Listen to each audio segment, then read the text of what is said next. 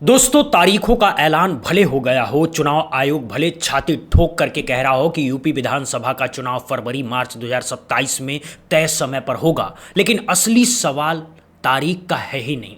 असली सवाल तो यह है कि चुनाव होगा किससे, बैलेट पेपर से या फिर उसी ईवीएम मशीन से जिस पर आज पूरे देश की जनता का भरोसा उठ चुका है, जिस मशीन को लेकर के विपक्ष की हर पार्टी सड़क पर उतरने को तैयार बैठी है, जिस मशीन का नाम सुनते ही अब आम मतदाता के मन में सबसे पहला सवाल ये उठता है कि क्या मेरा वोट सही जगह जाएगा या फिर कमल के फूल पर चला जाएगा।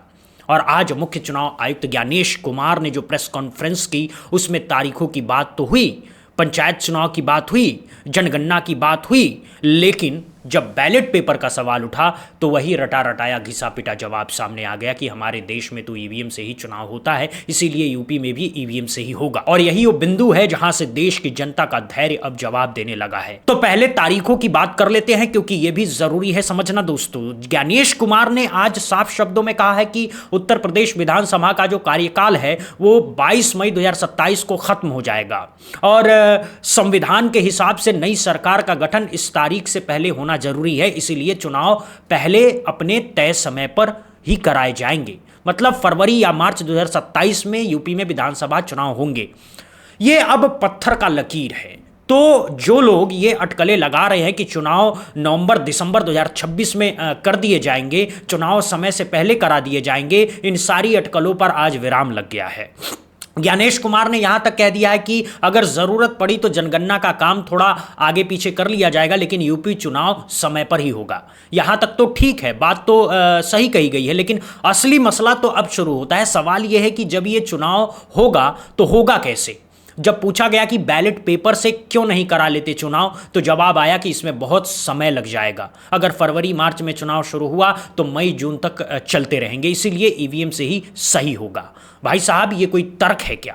दुनिया के बड़े से बड़े लोकतंत्र, अमेरिका हो, जर्मनी हो, फ्रांस हो, जापान हो, ब्रिटेन हो, सब बैलेट पेपर से चुनाव करा रहे हैं। किसी को समय की तंगी नहीं है, किसी को मुश्किल नहीं हो रही है, किसी की गिनती हफ्तों नहीं चल रही है। सब जगह चुनाव बैलेट पेपर से हो रहे हैं, नतीजे आ रहे हैं, सरकारें बन रही है। बस भारत का चुनाव आयोग है जिसको मशीन से मोहब्बत हो गई है। और ये मोहब्बत क्यों है, ये बात अब देश के बच्चों को समझ में आ रही है। ये मोहब्बत इसलिए नहीं है क्योंकि मशीन तेज है, ये मोहब्बत इसलिए है क्योंकि मशीन जिसके इशारे पर नाच सकती है वो आज सत्ता में है।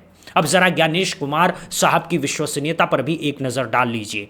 ये वही ज्ञानेश कुमार है जिनकी नियुक्ति पर भी सवाल उठे हैं। ये वही ज्ञानेश कुमार हैं जिनके खिलाफ संसद में महाभियोग की प्रक्रिया लाई गई थी। ये देश के इतिहास में पहले मुख्य चुनाव आयुक्त हैं जिनको हटाने के लिए 200 से ज़्यादा सांसदों ने हस्ताक्षर करके प्रस्ताव दिया था। सोचिए, 200 सांसद, लेकिन स्पीकर साहब ने वो प्रस्ताव सिरे से खारिज कर दिया, क्योंकि स्पीकर भी उसी दुकान का हिस्सा है। तो जिस आदमी के खिलाफ खुद संसद में महाभियोग आ चुका हो, उस आदमी की निष्पक्षता पर देश की जनता कैसे भरोसा करे? और फिर यही आदमी टीवी पर आकर के कहता है कि चुनाव आयोग स्वतंत्र संस्था है, चुनाव आयोग निष्पक्ष है, चुनाव आयोग किसी के दबाव में नहीं है। भाई साहब, कहने और करने में बहुत अंतर होता है। कथनी और करनी अलग अलग होती है। आप कह कुछ और रहे हैं और कर कुछ और रहे हैं। महाराष्ट्र में जो हुआ, हरियाणा में जो हुआ, मध्य प्रदेश में जो हुआ, वहां जिस तरीके से आंकड़े बदले गए, जिस तरीके से एग्जिट पोल फेल हो गए, जिस तरीके से रात के अंधेरे में वोटिंग परसेंटेज अचानक बढ़ गया, ये सब जनता ने देखा है, जनता याद रखे हुए है। महाराष्ट्र में सुबह जब बूथ बंद हुए तो वोटिंग परसेंटेज कुछ और था, रात होते होते वो 5 से 7% बढ़ गया। भाई साहब, इतने वोट कहां से आ गए एक रात में? बूथ तो बंद हो चुके थे, मतदाता तो घर जा चुके थे, फिर ये अचानक इतने वोट कहां से टपक पड़े? इसका जवाब चुनाव आयोग के पास नहीं है, और अगर है भी तो देना नहीं चाहता। और यही सिलसिला अब बंगाल में भी चलने वाला है। अगले साल बंगाल में चुनाव है, केरल में चुनाव है, तमिलनाडु में चुनाव है, और सबकी नज़र इस बात पर है कि क्या वहाँ भी वही खेल खेला जाएगा जो पिछले चुनाव में देखा गया है। अब आते हैं एसआईआर पर, यानी स्पेशल इंटेंसिव रिवीजन। ये जो प्रक्रिया चुनाव आयोग ने शुरू की है वो वोटर लिस्ट के रिवीजन के नाम पर, इसने तो देश में तूफान खड़ा कर दिया। बिहार में इस प्रक्रिया के जरिए लाखों लोगों के नाम वोटर लिस्ट से गायब कर दिए गए हैं, और गायब भी कोई ऐसे वैसे नहीं, बल्कि बिल्कुल टारगेट करके। मुस्लिम बहुल इलाके में, यादव बहुल इलाके में, दलित बहुल इलाके में, गरीब बस्तियों में नाम काटे गए। कोई कहता है कि दस्तावेज नहीं मिले, कोई कहता है कि पते पर नहीं मिला, कोई कहता है कि 2 जगह नाम था, एक जगह से हटा दिया। लेकिन जब लोग खुद जा करके देखते हैं तो पाते हैं कि उनका नाम बरसों से इसी वोटर लिस्ट में था, इसी पते पर था, तो अचानक कैसे कट गया।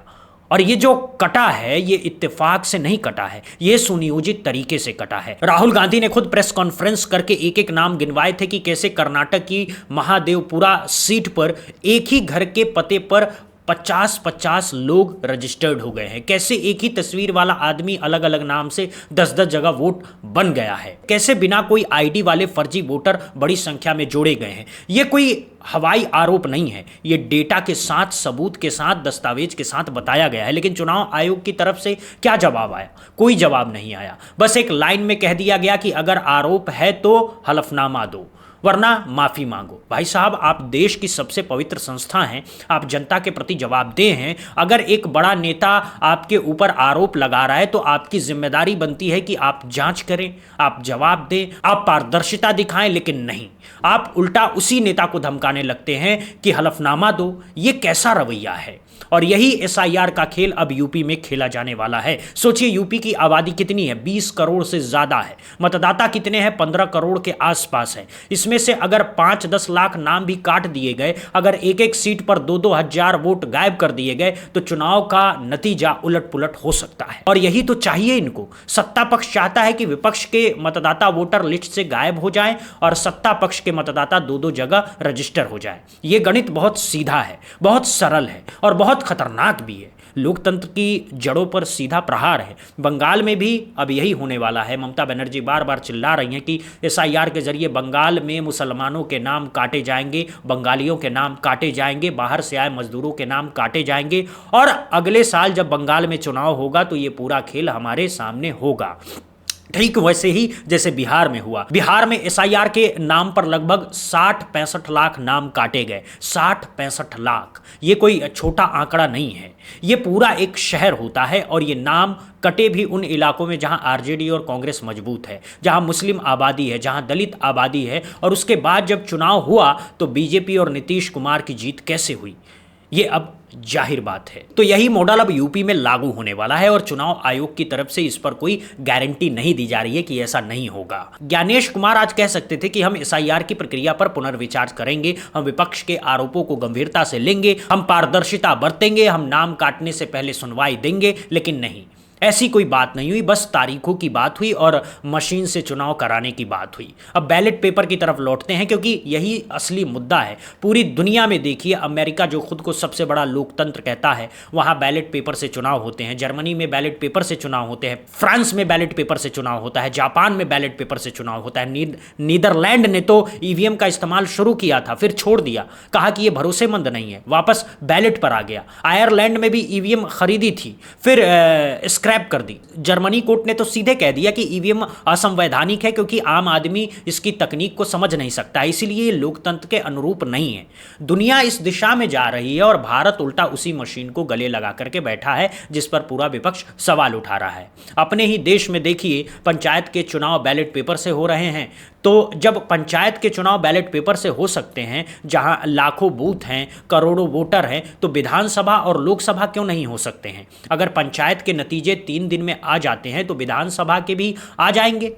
ये बहाना कि बैलेट से बहुत समय लगेगा, ये बिल्कुल बकवास तर्क है। इंदिरा गांधी 1971 में बैलेट से जीती थी, अटल बिहारी वाजपेयी 1996 में बैलेट से ही जीते थे, राजीव गांधी 1984 में बैलेट से ही जीते थे। दुनिया का सबसे बड़ा लोकतंत्र दशकों तक बैलेट पेपर से चला है और तब भी नतीजा समय से आते थे। तो आज क्या हो गया है कि बैलेट से चुनाव कराना संभव नहीं है?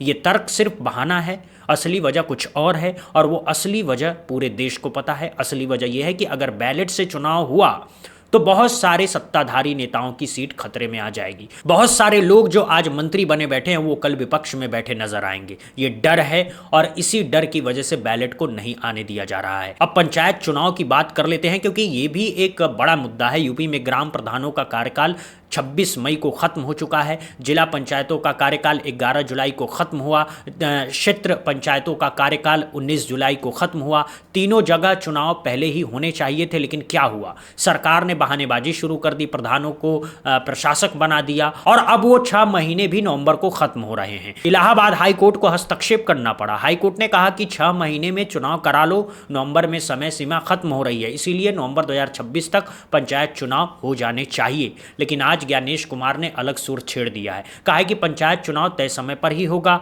तय समय पर मतलब क्या? मतलब विधानसभा चुनाव पहले होगा, फरवरी मार्च 2027 में नई सरकार बनेगी, उसके बाद पंचायत चुनाव कराए जाएंगे। यानी पंचायत चुनाव को 1 साल और लटकाया जाएगा। ये सीधा सीधा हाईकोर्ट के आदेश का उल्लंघन है। लेकिन इस देश में अब आदेशों की परवाह कौन करता है? सुप्रीम कोर्ट कुछ कहती है, नजरअंदाज कर दिया जाता है। हाई कोर्ट कुछ कहती है, नजरअंदाज कर दिया जाता है। संसद कुछ कहती है, बुलडोजर चला दिया जाता है। जनता कुछ कहती है, गोदी मीडिया के जरिए उसकी आवाज दबा दी जाती है। ये जो पूरा तंत्र है, ये लोकतंत्र नहीं है, ये चुनावी तानाशाही है। नाम लोकतंत्र का है, काम तानाशाही का हो रहा है। हर 5 साल में चुनाव होता है, इसीलिए दुनिया को दिखाया जाता है कि देखो हमारे यहाँ लोकतंत्र है, लेकिन चुनाव कैसे होता है, वोटर लिस्ट कैसे बनती है, मशीन कैसे काम करती है, गिनती कैसे होती है, ये सब देखने वाला कोई नहीं है। और चुनाव आयोग जो निष्पक्ष होना चाहिए, वो आज सत्ता की गोदी में बैठ गया है। जनगणना का भी यही हाल है। जनगणना 2021 में होनी थी, आज 2026 चल रहा है, अभी तक शुरू भी नहीं हो पाई है।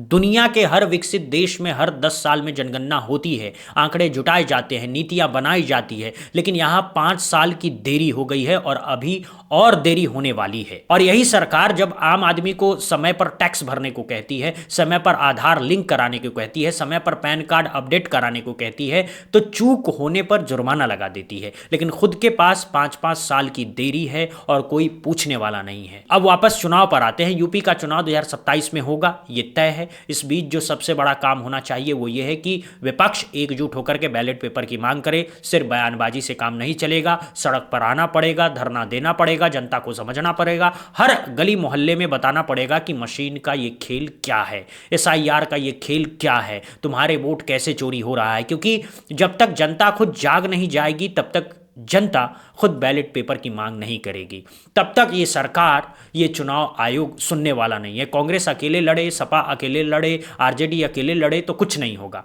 सबको मिलकर के एक सुर में बोलना पड़ेगा। दक्षिण के नेता स्टालिन, केरल के विजयन, बंगाल की ममता, महाराष्ट्र के उद्धव और शरद पवार, यूपी के अखिलेश, बिहार के तेजस्वी, पंजाब के भगवंत मान, दिल्ली के केजरीवाल और कर्नाटक तेलंगाना के मुख्यमंत्री, अगर ये सब मिलकर के एक साथ खड़े हो जाएं और मांग करें कि 2027 का यूपी चुनाव बैलेट पेपर से हो, तो कोई ताकत इसे रोक नहीं सकती है। लेकिन इसके लिए राजनीति से ऊपर उठ करके सोचना पड़ेगा, अपने अपने अहम को किनारे रखना पड़ेगा, एक साझा मंच बनाना पड़ेगा। क्योंकि अगर 2027 भी EVM से हो गया तो फिर 2029 का लोकसभा चुनाव भी EVM से ही होगा और 2034 का भी, और ये सिलसिला कभी खत्म नहीं होगा। 10-15 साल बाद हम ये देख रहे होंगे कि इस देश में एक ही पार्टी हर चुनाव जीत रही है, विपक्ष धीरे धीरे खत्म होता जा रहा है, मीडिया पूरी तरह सत्ता के पास है, न्यायपालिका पर दबाव है और आम आदमी की आवाज़ कहीं सुनाई नहीं दे रही है। ये जो भविष्य है ये डरावना है और इसकी शुरुआत आज से ही हो रही है। तो ज्ञानेश कुमार साहब, आपने आज एक मौका खोया है। आप आज कह सकते थे कि हम पारदर्शिता के लिए यूपी चुनाव को बैलेट पेपर से कराने के विकल्प पर विचार करेंगे। आप कह सकते थे कि SIR की प्रक्रिया में जो गड़बड़ियां हुई है उनकी स्वतंत्र जांच होगी। आप कह सकते थे कि बिहार में जो नाम काटे गए हैं उनकी दोबारा पड़ताल होगी। आप कह सकते थे कि सभी राजनीतिक दलों को बैठा करके बातचीत की जाएगी। लेकिन आपने कुछ नहीं कहा, आपने बस वही कहा जो सत्ता आपसे कहलवाना चाहती थी। और इसीलिए आज न केवल विपक्ष बल्कि आम जनता भी आप पर विश्वास नहीं कर पा रही है। जनता का ये विश्वास एक दिन बहुत महंगा पड़ेगा और तब तक बहुत देर हो चुकी होगी। अंत में एक बात और, यूपी की जनता अब समझदार हो चुकी है। यूपी की जनता ने 2024 का लोकसभा चुनाव देखा है, जहां तमाम मशीनों के बावजूद, तमाम गड़बड़ियों के बावजूद इंडिया गठबंधन ने 40 से ज़्यादा सीटें छीन ली। बीजेपी सिंगल पार्टी बहुमत से बहुत दूर रह गई। ये इसलिए हुआ क्योंकि जनता ने ठान लिया था कि इस बार गलती नहीं होने देगी। और अगर यूपी की जनता ने 2027 में भी ठान लिया,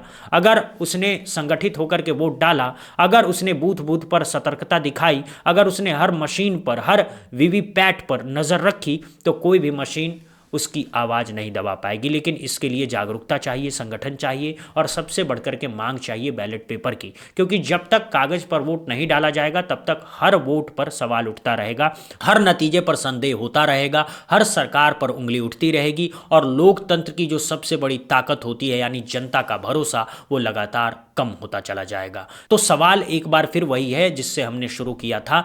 तारीखें तो तय हो गई है, मार्च 2027 यूपी चुनाव का समय है, लेकिन क्या ये चुनाव उसी मशीन से होगा जिस पर देश का भरोसा टूट चुका है, या फिर उस बैलेट पेपर से होगा जिसकी मांग पूरी दुनिया के लोकतंत्र कर रहे हैं? ये फैसला अब चुनाव आयोग नहीं बल्कि ये फैसला अब जनता को करना है और जनता को ये फैसला अपनी आवाज़ उठा करके करना है, सड़कों पर उतर करके करना है, विपक्षी पार्टियों को मजबूत करके करना है, क्योंकि लोकतंत्र सिर्फ 5 साल में एक बार वोट डालने का नाम नहीं है। लोकतंत्र हर दिन जागते रहने का नाम है, हर सवाल पूछते रहने का नाम है, हर गड़बड़ी पर आवाज़ उठाते रहने का नाम है। और अगर हम आज नहीं जागे, अगर हमने आज सवाल नहीं पूछा तो कल हमारे पास न वोट होगा, न आवाज होगी, न लोकतंत्र होगा, बस एक तमाशा होगा जिसे हर 5 साल में चुनाव के नाम से पेश किया जाएगा। तो आज ज्ञानेश कुमार जी को धन्यवाद कि उन्होंने कम से कम तारीखें साफ कर दी है, लेकिन असल काम अभी भी बाकी है, असल सवाल अभी भी अनुत्तरित है और वो सवाल है बैलेट पेपर का। ये सवाल तब तक नहीं मरेगा जब तक जवाब नहीं मिलेगा। ये सवाल हर टीवी डिबेट में उठेगा, हर सोशल मीडिया पोस्ट में उठेगा, हर चौराहे पर उठेगा, हर सभा में उठेगा और जिस दिन देश की जनता एक साथ ये सवाल पूछेगी उस दिन चुनाव आयोग को भी झुकना पड़ेगा, सरकार को भी झुकना पड़ेगा और मशीन को भी अपनी जगह छोड़नी पड़ेगी। तब तक लड़ाई जारी रहेगी, आवाज़ बुलंद रहेगी और उम्मीद जिंदा रहेगी, क्योंकि उम्मीद ही है जो लोकतंत्र को जिंदा रखती है और उम्मीद ही है जो हमें बताती है कि चाहे कितनी भी मशीनें आ जाए, चाहे कितना भी SIR हो जाए, चाहे कितने भी नाम काटे जाएं, आखिरी जीत जनता की ही होती है और जनता का आखिरी हथियार होता है उसका वोट, चाहे वो बैलेट पर हो या मशीन पर। लेकिन जब तक जनता जागरूक है कोई ताकत उस वोट की शक्ति को खत्म नहीं कर सकती। दोस्तों अभी के लिए बस इतना ही। देखते रहिए बुद्धा इंस्पायर्ड। जय हिंद, जय भारत, वंदे मातरम।